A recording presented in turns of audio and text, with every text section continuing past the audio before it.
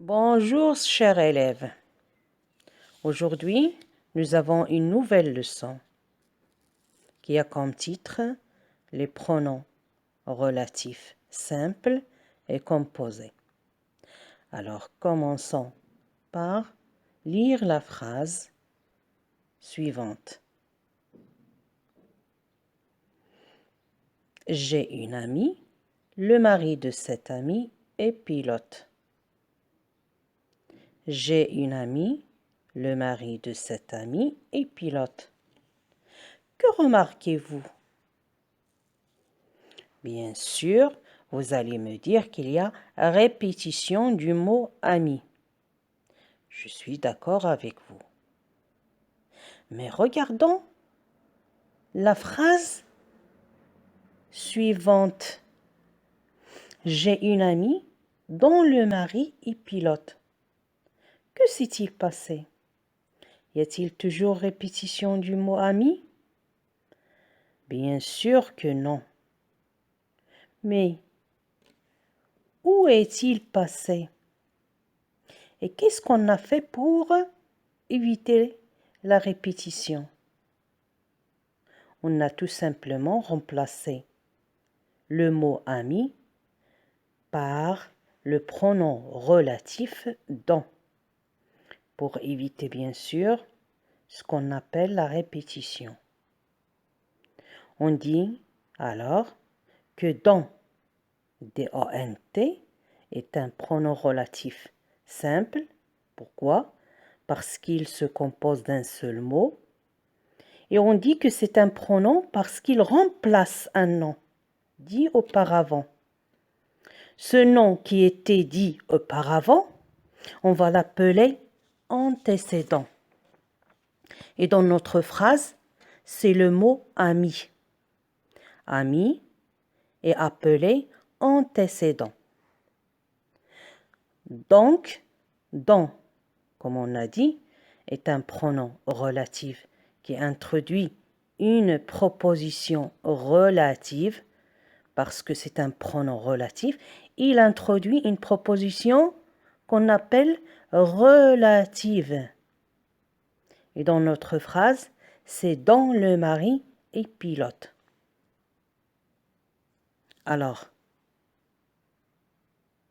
l'antécédent, c'est ami. Et dont, c'est le pronom relatif. On passe maintenant à la phrase suivante.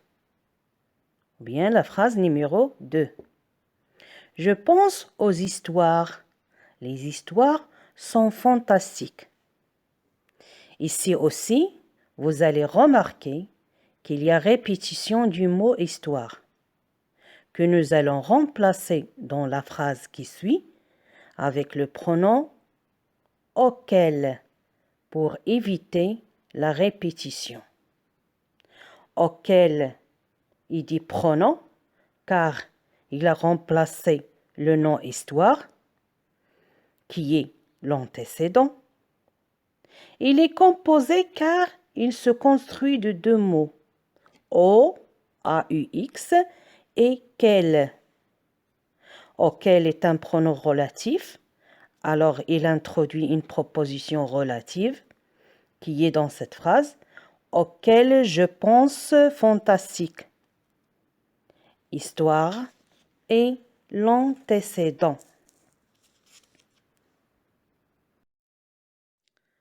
Dans la deuxième partie de la leçon, on va parler des fonctions des pronoms relatifs simples.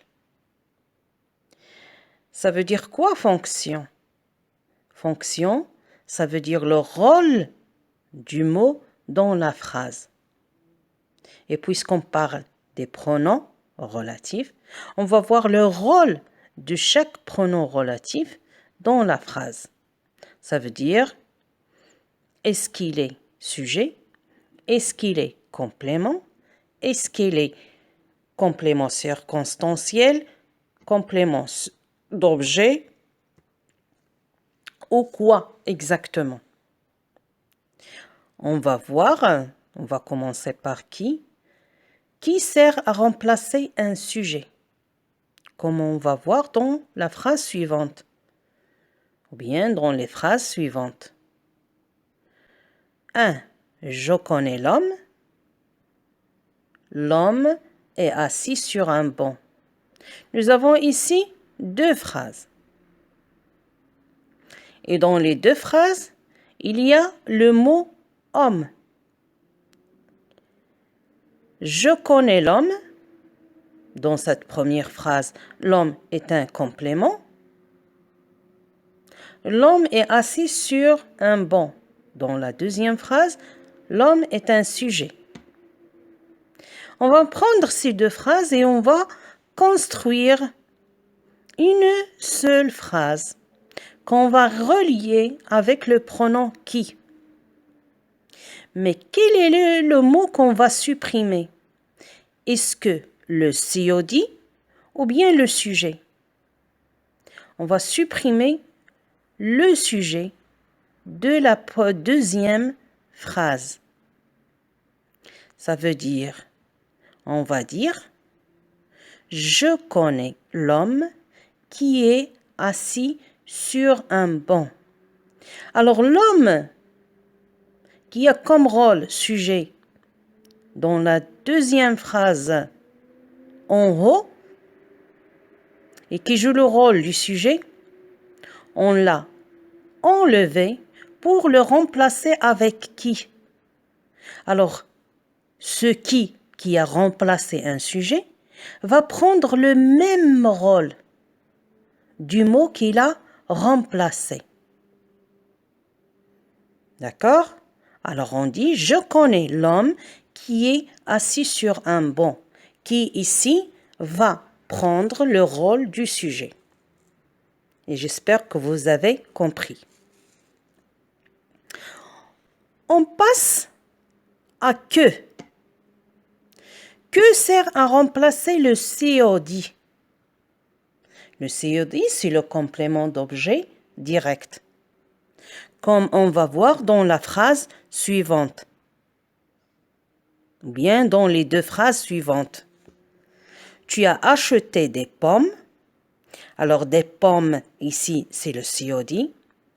Dans la deuxième phrase, je mange les pommes. Les pommes aussi, c'est un COD, ici, dans cette deuxième phrase. On va prendre les deux phrases pour construire une seule. Mais on va enlever la répétition. Ça veut dire, on va supprimer un COD et on va le remplacer par le pronom que. Je mange les pommes que tu as achetées. Je mange les pommes que tu as achetées. Alors que a remplacé les pommes de la deuxième phrase. Il va prendre le même rôle que le mot les pommes, qui est le COD. D'accord? Alors, on passe maintenant à où. Où sert à remplacer un complément circonstanciel de lieu ou un complément circonstanciel de temps. Comment ça? On va voir dans les deux exemples suivants. Ce quartier est très animé. J'habite dans ce quartier. Alors nous avons dans ces deux phrases le mot quartier qui se répète. On va construire une seule phrase à partir de ces deux phrases. Et nous avons dans la deuxième phrase le mot, ou bien le groupe nominal dans ce quartier qu'on va supprimer et on va le remplacer par où. Et puisque dans ce quartier joue le rôle du complément circonstanciel, alors où qui va le remplacer va jouer le même rôle. On va dire alors, le quartier où j'habite est très animé. Avec cette phrase, on a dit tout ce qu'il y a dans les deux premières phrases. Ce quartier est très animé, j'habite dans ce quartier. le quartier où j'habite est très animé. Alors, dans la deuxième phrase, je me rappelle ce jour, tu t'es marié ce jour-là. Alors, nous avons le mot jour qui se répète et jour exprime un temps et non pas un lieu comme dans la première phrase. Je me rappelle ce jour, tu t'es marié ce jour-là. Ce jour, c'est un complément circonstanciel de temps. On va écrire une seule phrase à partir de ces deux phrases. Et on va éviter la répétition, bien sûr, du mot jour. Alors, on va dire « Je me rappelle ce jour où tu t'es marié ». Alors, avec quoi on a remplacé ce jour-là? On l'a remplacé avec « où ». Alors, « où » ici remplace un complément circonstanciel de temps. Alors, il va jouer le même rôle. On va passer maintenant au pronom « dont ». À quoi sert-il? Il sert à remplacer un complément précédé de la préposition de. Il sert à remplacer un complément précédé de la préposition de. Exemple. J'ai une amie. Le mari de cette amie est pilote. J'ai une amie. Le mari de cette amie est pilote. Regardez bien ces deux phrases. Nous avons le mot ami qui se répète dans les deux. Mais dans la deuxième, nous avons deux plus cet ami. C'est pourquoi dans la phrase qui va venir et où on va éviter la répétition en supprimant le mot qui se répète, on va utiliser « dont » parce que nous avons deux plus cet ami. Et à chaque fois où on a deux plus le nom, on va le remplacer par « dont ». On va dire alors « J'ai une amie dont le mari est pilote ». On va voir aussi la même chose dans l'exemple numéro 2. J'ai un fils, je suis très fière de lui. Nous avons ici la répétition de un fils parce que de lui remplace un fils. Et nous avons de plus lui. On parle de la même personne.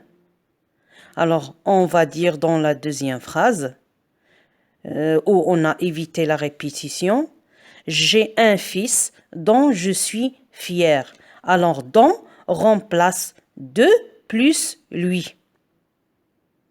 Dans la première phrase, dont remplace de plus cet ami.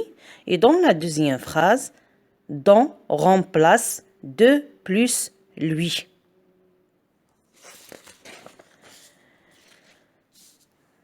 La phrase numéro 3, comme exemple, pour mieux comprendre, j'ai ajouté une troisième phrase. Prends ce médicament, tu as besoin de ce médicament. Nous avons ici deux phrases où on a répété le mot « ce médicament ». Dans la deuxième, nous avons « de » plus « médicament ». Alors, quand on veut éviter la répétition, on va utiliser le pronom « dont ». Pourquoi? Parce qu'il va nous remplacer un groupe nominal ou bien un groupe nominal précédé de « de ». Alors, on va dire « Prends ce médicament dont tu as besoin ». Prends ce médicament dont tu as besoin. les pronoms relatifs composés. Voici un tableau où on a rangé les pronoms relatifs composés selon le genre et le nombre. Nous avons des pronoms masculins singuliers comme lequel, duquel, auquel, les pronoms féminins singuliers, laquelle, de laquelle, à laquelle, les pronoms masculins pluriels, lesquels, desquels, auxquels, et les pronoms féminins pluriels, lesquels, desquels et auxquels. Quand emploie-t-on les pronoms relatifs composés? On emploie les pronoms relatifs composés généralement après une préposition autre que de. Ça veut dire après les prépositions sur, sous, avec, dans, pour, chez, par, etc. Voyons voir les exemples suivants. J'ai bien nettoyé le bureau, j'étudie sur ce bureau. On remarque que le mot bureau se répète dans les deux phrases. Le mot bureau dans la deuxième phrase est précédé de la préposition sur.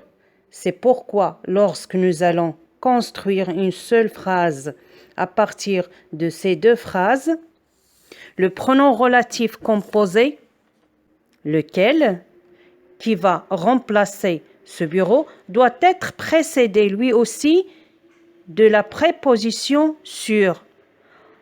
On va dire « J'ai bien nettoyé le bureau sur lequel j'étudie chaque jour. » J'ai bien nettoyé le bureau sur lequel j'étudie chaque jour. Bureau est un nom masculin singulier, lequel est un pronom relatif masculin singulier aussi. Nous avons même genre, même nombre. Dans l'exemple 2, on a fait la même chose. On a remplacé le mot table par laquelle, précédé par la préposition sur. Table, c'est un nom féminin singulier. Laquelle, c'est un pronom relatif féminin singulier. Nous avons ici même genre et même nombre. N'oubliez pas de contracter. A plus lequel devient auquel. A plus lesquels devient auquel. A plus lesquels devient auquel. Exercice d'application. Consigne 1. Souligne les pronoms relatifs et entoure l'antécédent. A. Le roman dont tu me parles est trop cher. B. C'est la solution à laquelle il n'a pas pensé. C. Il y a des lieux que l'on admire. D. Je veux revenir dans la ville où je suis né. Dans ces 4 phrases, vous devez souligner le pronom relatif et entourer l'antécédent. Deuxième consigne. Complète ces phrases avec le pronom relatif simple au composé qui convient. A. J'ai un placard. Je range toutes mes affaires. B. Le cahier dans. J'écris mes souvenirs est perdu. La solution tu proposes ne me convient pas.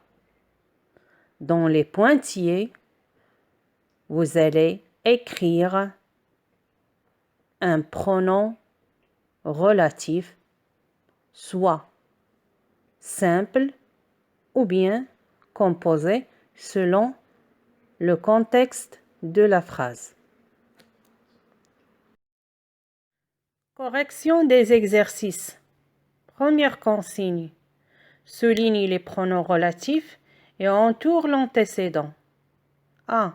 Le roman dont tu me parles est trop cher. Dont est le pronom relatif. Le roman, c'est l'antécédent. B. C'est la solution à laquelle il n'a pas pensé. À laquelle, c'est le pronom relatif, la solution et l'antécédent. C. Il y a des lieux que l'on admire. Que est le pronom relatif, des lieux et l'antécédent. Je veux revenir dans la ville où je suis né. Où, c'est le pronom relatif, la ville et l'antécédent. Deuxième consigne.